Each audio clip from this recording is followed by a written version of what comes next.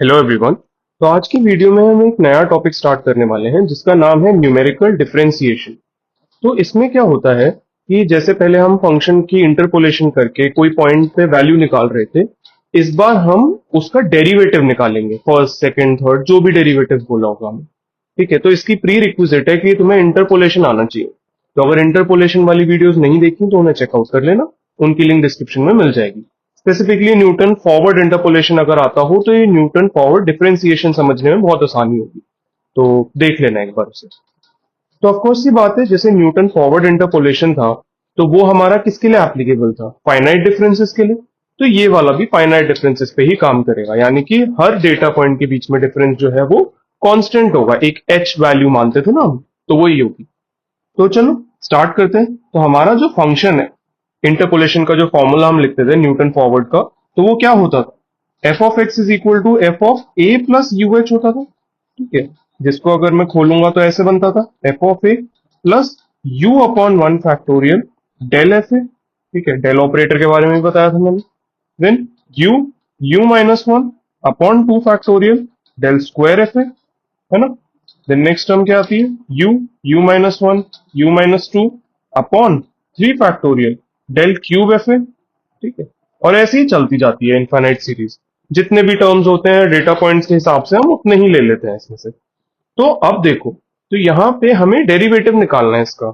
अगर मैं F of x को y बोल दूं तो मुझे बेसिकली क्या निकालना है?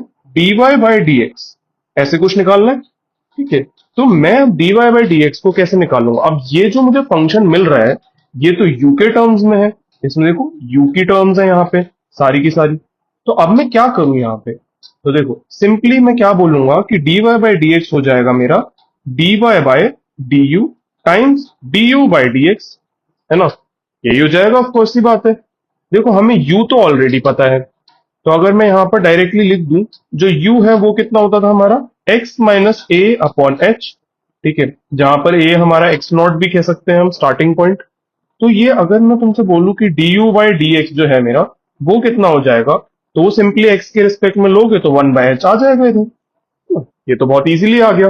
तो हमें एक चीज तो इन दोनों में से मिल चुकी है डायरेक्टली, कि ये वाली जो टर्म है ये तो हमारी वन बाय एच के बराबर ही है। अब dy बाई डी यू, तो ऊपर वाले फंक्शन का u के रिस्पेक्ट में डेरिवेटिव लो, तो क्या मिलता है तुम्हें? तो dy बाई डी यू आ जाएगा तुम्हारा, फर्स्ट टर्म तो देखो जीरो हो जाएगी F of A. Then next term में क्या आएगा?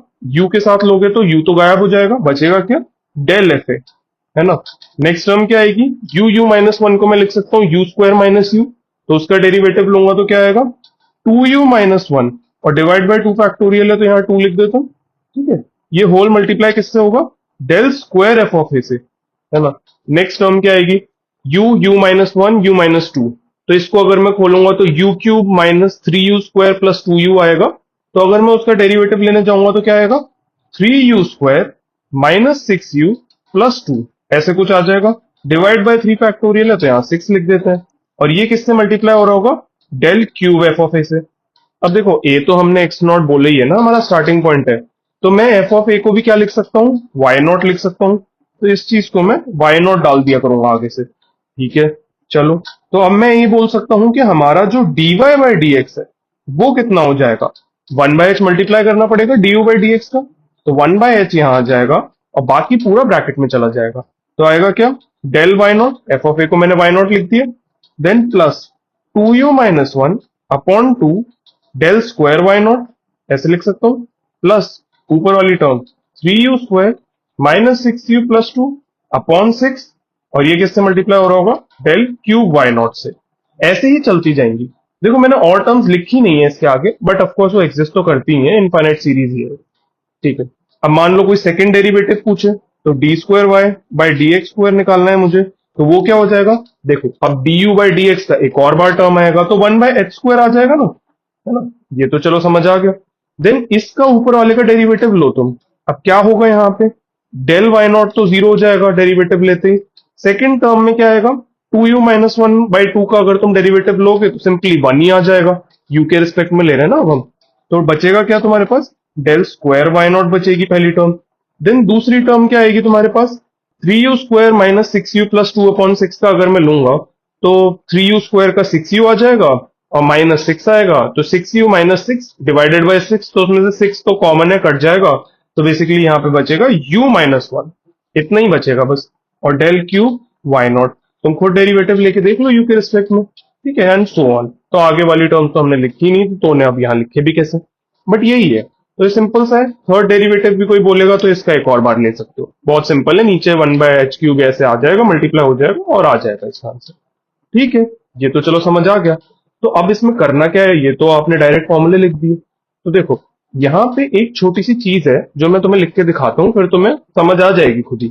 तो अगर मान लो मुझे कोई बोल दे कि x is equal to x0 पे ही निकालना है मुझे डेरिवेटिव, ठीक है, जो इनिशियल पॉइंट है, तो उस समय मेरा u कितना हो जाएगा, 0 हो जाएगा, है ना। तो मैं ये बोल सकता हूँ कि मेरा जो dy बाई dx है एट x0, तो वो कितना आएगा, देखो 1/h तो बाहर लिख ही देते हैं। देन इधर तुम नोटिस करो, तो यहाँ पे u को 0 डालना है तुम्हें, ठीक है, किधर 0 डालना है, यहाँ पे 0 डाल दो, यहाँ पे 0 डाल दो। तो पहली टर्म में 0 डालोगे तो क्या आएगा, -½ आएगा डेल स्क्वायर वाई नॉट के साथ, और सेकंड टर्म में डालोगे तो क्या आएगा, 2/6 आएगा, यानी कि 1/3 आ जाएगा। तो ये कुछ कुछ ऐसा बन जाएगा तुम्हारे पास, del Y naught minus del square Y naught by 2 plus del cube Y naught by 3 minus del power 4 Y naught by 4, ठीक है, और so on and so forth. ये ऐसे ही आएगा तुम्हारे पास। अब देखो, अगर तुम ये चीज नोटिस करो, ये सीरीज टाइप की जो है, ये हम पहले भी एक बार निकाल चुके हैं, तो इसको मैं अलग तरीके से लिखूंगा तो तुम्हें खुद ही रियलाइज हो जाएगा ये सीरीज कैसे निकाली थी हमने। तो अगर तुम्हें याद हो, मैंने फाइनाइट डिफरेंस ऑपरेटर्स जब पढ़ाए थे, तो उसमें मैंने बोला था कि हमारा जो शिफ्ट ऑपरेटर है ई, और जो हमारा डेरिवेटिव ऑपरेटर है, उनके बीच में एक रिलेशन निकाला था मैंने, capital E is equal to E raise to the power H D, है ना। ये डी जो है, कैपिटल डी जो है, वो डेरिवेटिव ऑपरेटर था, और ई जो है वो शिफ्ट ऑपरेटर था। तो मैं ये भी लिख सकता हूं कि मेरा जो डी है वो कितना हो जाएगा, 1/h ln e, ऐसे करके लिख सकता हूँ, ठीक है। और मुझे पता है ई जो है वो कितना होता है, 1+del, तो मैं इसको ऐसे लिख सकता हूँ 1/h ln 1+del, ठीक है ना। तो ये चीज मैंने लिख दी सिंपली। अब मैं लॉगरिथमिक का जब एक्सपेंशन करूंगा 1+del वाली चीज का, तो मुझे क्या मिलेगा, देखो d is equal to 1/h तो बाहर है ही, और यहाँ इसका ln 1+del का एक्सपेंशन क्या हो जाएगा, del minus del square by 2 plus del cube by 3 minus del power 4/4 plus del power 5/5 minus del power 6/6 plus del power 7/7, ऐसी ही चलती जाएगी ये सीरीज। तो क्या ये सीरीज ऊपर वाली जैसी नहीं दिख रही तुम्हें, तो होगा भी ऐसा। क्यों, क्योंकि dy बाई dx है क्या, डेरिवेटिव ऑपरेटर ही तो है एक तरीके से। तो मैंने देखो डेरिवेटिव ऑपरेटर लिख दिया, तो ये जो दोनों सीरीज आ रही है हमारे पास इफेक्टिवली सेम ही है। तो हम ऐसे भी लिख सकते हैं। तो अब अगर कल को मेरे से कोई बोल रहा है कि x0 पे ही निकालो, जहां u 0 है वहां पे सेकंड डेरिवेटिव निकालना है, तो मैं डी स्क्वायर ले लूंगा। अब जैसे ही मैं डी स्क्वायर लूंगा, तो ये 1/h² यहां आ जाएगा, ऊपर वाले डी का ही स्क्वायर कर रहा हूं मैं। तो देखो यहां जब मैं इसका स्क्वायर करूंगा तो 1/h² आएगा, और अंदर वाली पूरे का स्क्वायर करने जाऊंगा मैं, तो कौन कौन सी टर्म्स आएंगी ये तुम खुद नोटिस करो। तो देखो सबसे पहले तो डेल स्क्वायर आएगी, मिनिमम जो है, तो वो तो यहां से आएगी। तो मैं यहाँ पे इतना तो लिख ही देता हूँ, चलो डेल स्क्वायर, ये तो मिनिमम टर्म है। देन उसके बाद क्या आएगी, डेल क्यूब की कोई टर्म आएगी, बिल्कुल आएगी, जब ये इससे मल्टीप्लाई होगा, एंड देन दूसरी बार ये फिर से इससे मल्टीप्लाई होगा, क्योंकि ये मल्टीप्लाई हो रहे हैं ना आपस में, ये पूरी जो टर्म है इसका स्क्वायर लोगे ना, तो ये इससे 2 बार मल्टीप्लाई हो जाएगा। तो जैसे ये 2 बार मल्टीप्लाई होगा तो -½ -1 बन जाएगा, तो माइनस डेल क्यूब आ जाएगा यहाँ पे, ठीक है। मान लो मैं डेल की पावर 4 के लिए पूछूं क्या टर्म आएगी, तो तुम बोलोगे कि ये इससे मल्टीप्लाई हो जाएगा, तब डेल की पावर 4 आएगा, क्योंकि देखो यहाँ डेल की पावर 1 है, यहाँ 3 है। और दूसरा कैसे आएगा, यहाँ पे ये आपस में मल्टीप्लाई हो जाए। तो बेसिकली मुझे यहाँ मिल क्या रहा है, यहाँ 1 है, ये 1/3 से मल्टीप्लाइड है, तो 1/3 आएगा, लेकिन ये 2 बार आएगा, तो इंटू 2, है ना, क्योंकि ये एक बार रिवर्स ऑर्डर में भी तो मल्टीप्लाई हो रहे होंगे। देन प्लस इसके साथ क्या हो रहा होगा, बीच वाली जो टर्म है उसका स्क्वायर, क्योंकि वो आपस में ही मल्टीप्लाई हो रही होगी अपने आप से ही, तो वो 1/4 आएगा, तो मैं ये लिख दूंगा।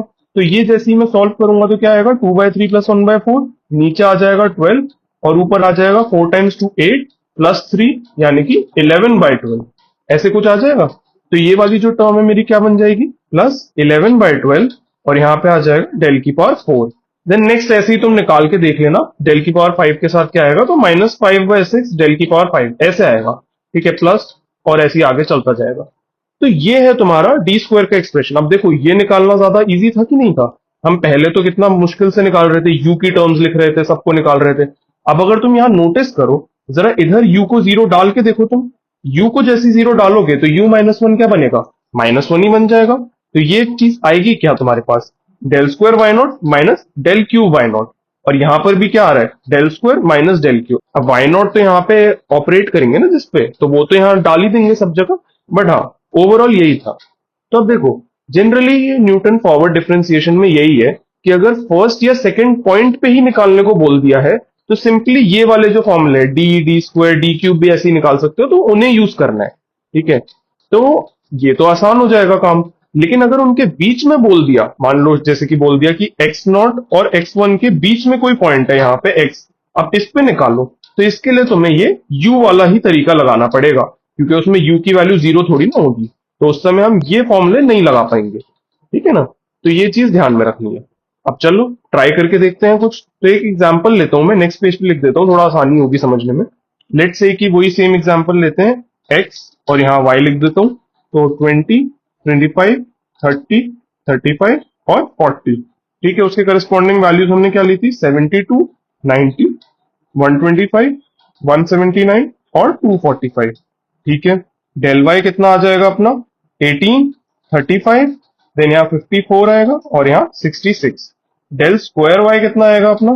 17, 19 और 12। डेल क्यूब वाई कितना आएगा अपना? वही सेम डिफरेंस टेबल बना रहा हूं मैं, सेम एग्जाम्पल है क्योंकि, तो मैं यहाँ ज्यादा मेहनत नहीं कर रहा। 2, -7 और डेल पावर 4 वाई कितना आएगा अपना? -9। अब मान लो तुमसे ये बोला है कि भाई मुझे तो dy बाई डी एक्स निकाल के दे दो at x is equal to let say 25 पे। ठीक है, तो 25 कौन सा वाला पॉइंट हो जाएगा? ये वाला पॉइंट। ठीक है, चलो। और तुम्हें बोला है कि सेकंड डेरिवेटिव भी निकाल के दे दो, तो D square Y by D x square भी निकाल के दे दो हमें सेम पॉइंट पे x इज इक्वल टू 25 पे। तो बहुत इजी है, देखो बहुत ज्यादा कुछ करना नहीं है। तो डी वाला जो फॉर्मूला था अभी हमने निकाला था ना, ये डेरिवेटिव वाला, तो इसी फॉर्मूले को यूज कर लेंगे। तो ये और इसके नीचे वाला जो था, तो मुझे पता है कि f डैश 25 अब मेरा कितना हो जाएगा फर्स्ट डेरिवेटिव, तो वो कितना आएगा? यहाँ आएगी सबसे पहले 1/h की टर्म, h तो 5 ही अपना, तो उसको मैंने डायरेक्टली लिख दिया। देन सबसे पहले क्या आएगा? Del Y naught. तो देखो हमें किस किस टर्म का यूज करना पड़ेगा।